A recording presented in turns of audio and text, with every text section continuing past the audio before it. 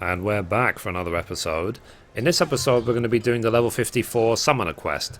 And as always, hello from Mithrie. So I hit level 54, I'm actually almost level 45 really quickly by doing some fate grinding for the sake of trying to get these crystals for the relic quest. I did my 100 kills with the chocobo summoned to help my chocobo, but obviously I got experience for that as well. I've been doing my dungeon roulettes as well. They give a ton of experience, and also as well, like when it comes to old leveling, just pay attention to things like beast tribes, like the challenge log, things that you can do which will just give you a ton of experience bonus. So old leveling in this game is not that difficult.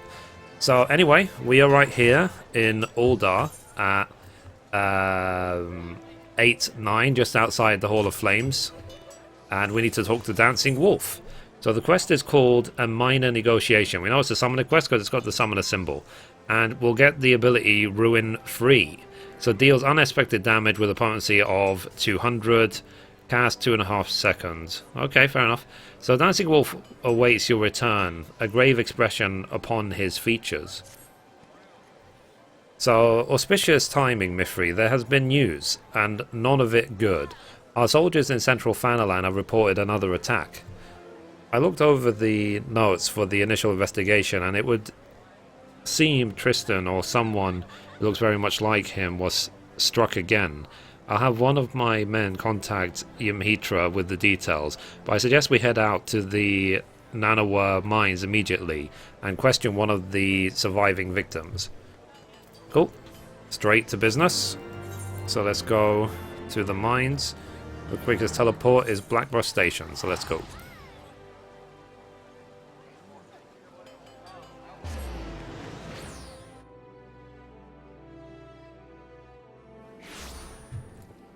Right.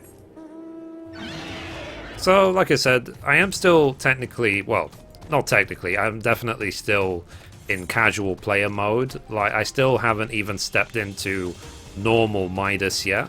But as per the previous video, I have at least been gearing up my warrior a little bit, so I can get ready for raiding if I choose to do it. And because warrior is my main, so I always put the most effort into my main class. It's only when the main class is at the maximum, which will probably be never, that I will do alt classes. So, anyway, here is the assaulted miner, so let's go. So, what do you mean more questions? I've spilled me tale to 3 different soldiers already. My work gets further and further behind every time I gotta stop and talk to you folk. Here's an idea though, how about you scratch my back and I'll scratch yours? The big lad in the uniform there looks like he could lift some good-sized rocks. And what about you, lass? You some sort of mage? We've had some trouble with the local Spriggans swiping over fire silver, and you're the woman to get it back. That stuff's rare as a chocobo teeth, you know. Now, just a moment. We don't have time for these distractions. Then maybe I don't got the time to talk to you. Not until there's a little give with your take.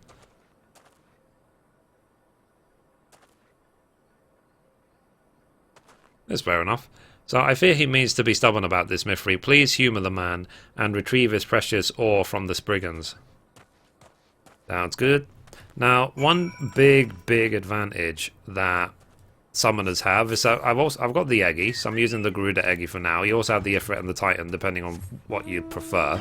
Titan obviously more for tanking, but you can also have your Chocobo companion out at the same time, so you can have 2 pets at the same time, which is just nuts. And because my Chocobo pet is quite high leveled, it's a full DPS, full healer, and quite a half decent tank as well. And if you just set it on free stance, it will do what is necessary at that moment. So if it needs to heal, it will heal. If it needs to DPS, it will DPS. If it needs to tank, it will tank, you know? It's clever on its own. Which just makes, especially when it comes to things like soloing fates and stuff, I've been doing it as a summoner rather than a scholar, because it's just so much quicker. I could do it as a scholar and keep myself alive forever, but DPSing it down would take a long time. So it's obviously, there's more of an advantage to do it on summoner. my healing on Summoner is not so great. Like, so for example, my Chocobo can heal me twice as well as I can heal myself as a Summoner. Okay, let's go to the next location. So you see here I'm decimating these targets. Just do Bio 2, then Miasma, then Bio. And then just spam Ruin, I guess. You can also throw up Aether Flow and do Fester as well. If that crits, it actually does a ton of damage. But magic critting is not that reliable when you're leveling up, and I'm still wearing my level 50 gear. It seems to be a habit these days. Like, I seem to be wearing my level 50 gear all the way to 60 because I level so quick. Like, I don't feel a need to replace it on the way. But also, the other reason why I'm doing that is because quite a lot of the gear I have is shared between multiple classes. So, at least now, because I first did the tanks and then the healers, when I'm using gear which is class specific, then I'll be more inclined to update it on the way. So for example, this summoner gear, this level 50 gear, I still have it, I will still need it for Black Mage as well. And the healer set as well, I will still need it for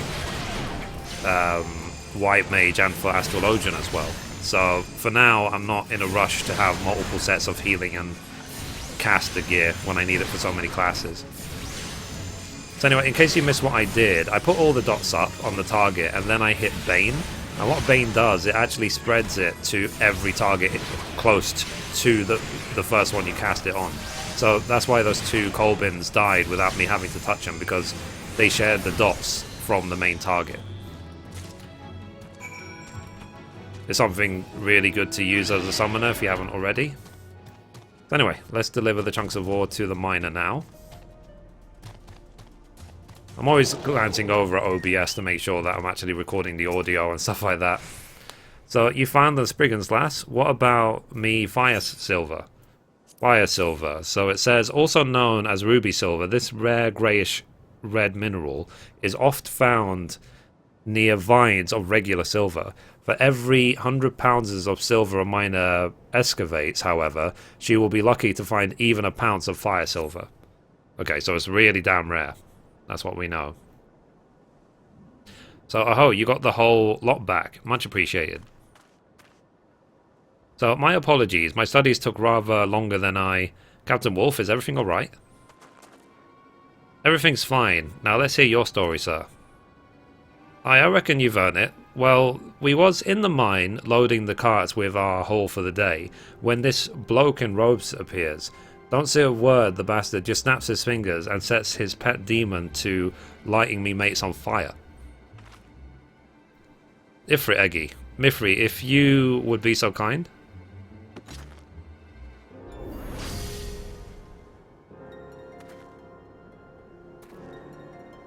Bloody hells, aye, that's the thing I saw.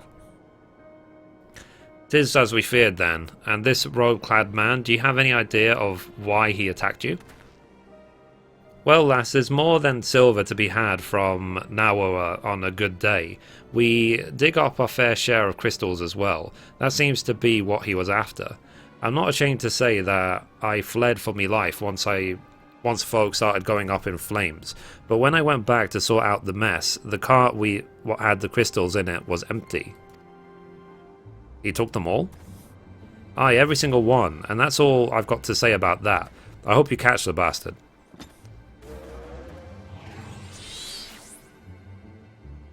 So, crystals. There was a crate of crystals on the list of stolen goods from that caravan. He must have taken everything else to conceal his intent. Our quarry grows careless or simply impatient. It is time I re-examined certain other incidents that we did not think related to this case. Meet me at the Hall of Flames and we shall discuss the matter further. So I can imagine only one reason why a man such as Tristan would seek to acquire a wealth of crystals. Come with Mithrie. Let's not keep Captain Wolf waiting. Fair enough. I mean, yeah, they probably need some crystals to summon a new Eggy. I mean, that's seems to be the obvious, right? So let's go. So like I said, I do enjoy not only doing these quests, but recording them. And the reason I read it out, like some people have criticized my reading ability. I read it out loud because it sounds different when you actually read it out loud to how it might sound in your head. And it might sound a lot clearer when you're saying it out loud as well. You might skip a lot of detail reading it in your head. At least for someone like me, because I'm an idiot. Anyway, here's Dancing Wolf. So I inspected our incident records, paying close attention to cargo manifests that includes crystals. We had attributed several recent raids to the Amalja, but the victims were, every one of them, burned to death. Not entirely impossible considering the lizard men affinity for fire, but to find a single arrow or spear wound? Aye, 'tis highly unlikely. Mayhap I should state aloud what we are all thinking. Judging by the sheer number of crystals involved, we must assume that his villain intends to call forth a primal. After I encountered with Mithrie, I learnt just how devastatingly powerful these entities can be, and I believe that summoners with their ability to harness such power hold the potential to achieve great things. But if Tristan truly is mad enough to summon a primal, then that unthinkable act, and the bloody deeds he performed in preparation for it, will cause people to question the motives of all who practice the summoner's art. My studies of the tombstones revealed to me a tale of adulation. The summoners of Alag were revered as heroes for their part in defeating the ancient primals. But reverence slowly turned to revulsion as practitioners, intoxicated by their own immense power, began wielding the art of summoning as a means to further their own selfish ambitions. That is not to say, of course, that all summoners chose to become tyrants. Amongst the common people, however, it became a strongly held superstition that those who meddled in the powers of primals ultimately fell into the embrace of evil. This superstition blossomed into outright terror, and that is when the image hunts began. By the end of the Third Astral Era, the last of the summoners had vanished from the stage of history. And should we allow Tristan to go through with his plans, then we risk a repeat of that tragedy. I'll review the state of patrols on the crystal trade routes. We will catch him. So, Mithrie, before I joined you at the Nanawar mines, I was able to recover another incantation that may prove useful in the coming days. Wield its power wisely. Cool. So we're going to get Ruin free. Nice.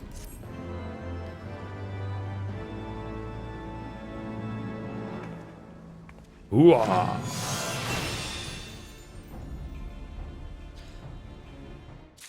Nice. So obviously the next quest for Summoner will be at level 56. So let me take a look at... Let's see. So Ruin 1 has a potency of 80. Ruin 3... Job. Ruin 3 has got a potency of 200. So 516 mana versus... 86. Okay. So 86, 1... Yeah, so in terms of MP, it costs way more MP than Ruin 1 compared to how much damage it deals. But let's be honest, if you played Summoner this far, you know that the amount of the amount of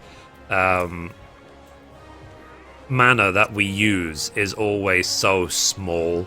Like, it's very rare for me ever to drop below, say, 50%, not even that. So let me just put that there. Let's put that there. I don't PvP as a summoner. So that's it. So I'll give that a go. So anyway, guys, that's it for this episode. Thank you for watching. And as always, goodbye from me and goodbye from Mithrie. Bye, guys.